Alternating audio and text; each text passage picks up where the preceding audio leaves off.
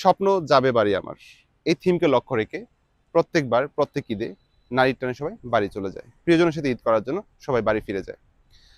সারা জীবন বাড়ি না ফেরার থেকে দেরিতে বাড়ি ফেরা অনেক উত্তম। সুতরাং সবাই এই ঈদে রাস্তাঘাটে চলাফেরার সময় গাড়িতে বা রাস্তাঘাটে খুবই সাবধানতা অবলম্বন করবেন। একটু দেরি হলেও যেন সাবধানতার সাথে প্রিয়জনের সাথে ঈদ করতে পারেন।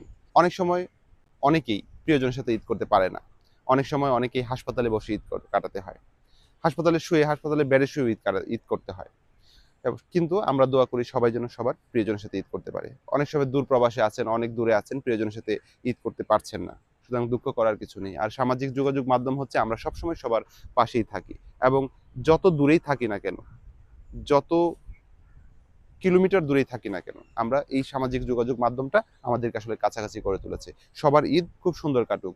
সবার পরিবারের সাথে প্রিয়জনের সাথে ঈদ কাটুক সুন্দরময়। আমরা প্রিয়জনের সাথে সুন্দরভাবে ঈদ কাটাতে চাই এবং অনেক প্রিয়জন আছে এই পৃথিবীতে নেই বা কাছে নেই, অনেক দূরে আছে।